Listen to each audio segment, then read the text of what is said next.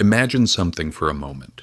A product you can't hold in your hands, can't smell, can't see on a shelf, yet one of the most powerful products ever created. It's so invisible that most people don't even realize they're buying it almost every day. That product is debt. Debt is usually presented as something neutral. You need it, you take it, you pay it back. But the truth is, debt has never been a neutral tool. It was deliberately designed to be one of the most profitable systems in human history. Debt has financed wars. It has built empires and destroyed them. It has chained nations. And it has quietly transferred the wealth of ordinary people upward year after year. What's strange is this.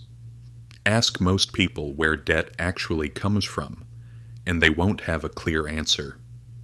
Who designed it? Why it became so central? Why it dominates modern life? These questions are rarely asked. Because the story of debt isn't just economic history, it's the story of money and power.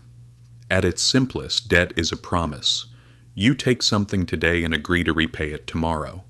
But hidden inside that promise is a small detail: interest. Interest turns the future into profit.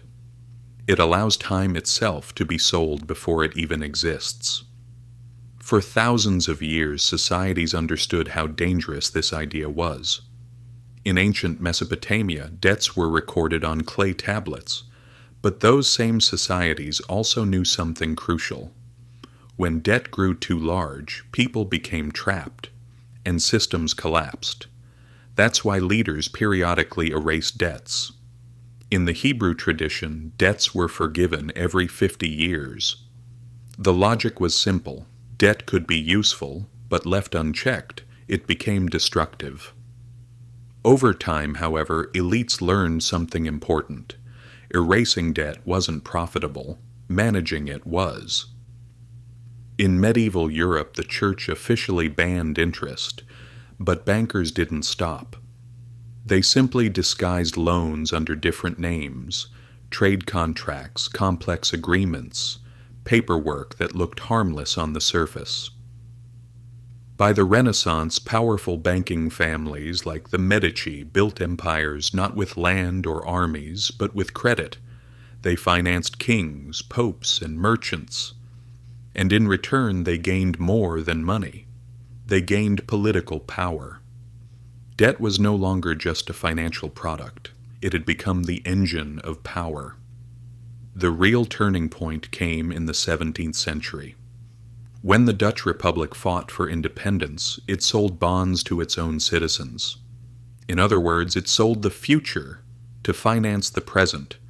This was revolutionary. Wars were no longer limited by the gold in a king's treasury. Future income could be spent in advance. England adopted this model, and in 1694 the Bank of England was created. State debt was no longer temporary, it became permanent. Governments learned to live on borrowing, and bankers became indispensable. Eventually, this system reached ordinary people. Factories, railroads, and cities were built on credit. People earned wages and then mortgaged their future income. By the 20th century, debt was no longer an exception. It was the default. A home meant a mortgage. A car meant a loan. Education meant debt. Life itself became something you paid for later. And here's the hidden genius of the system. Debt doesn't generate profit once. It generates profit continuously. Every monthly interest payment flows from millions of people to a small number of institutions. A 30-year mortgage can cost 2 or 3 times the price of the house itself. Credit card debt grows even when you stand still. Debt begins as a promise, but it often ends as a trap. When the system collapsed in 2008, who paid the price? Ordinary people.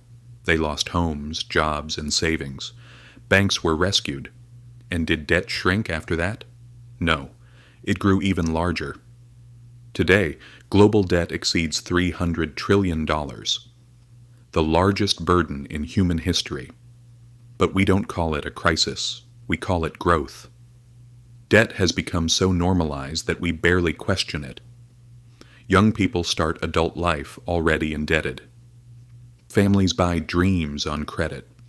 Governments survive by borrowing. Now we're entering the age of digital money, algorithms, and automated credit.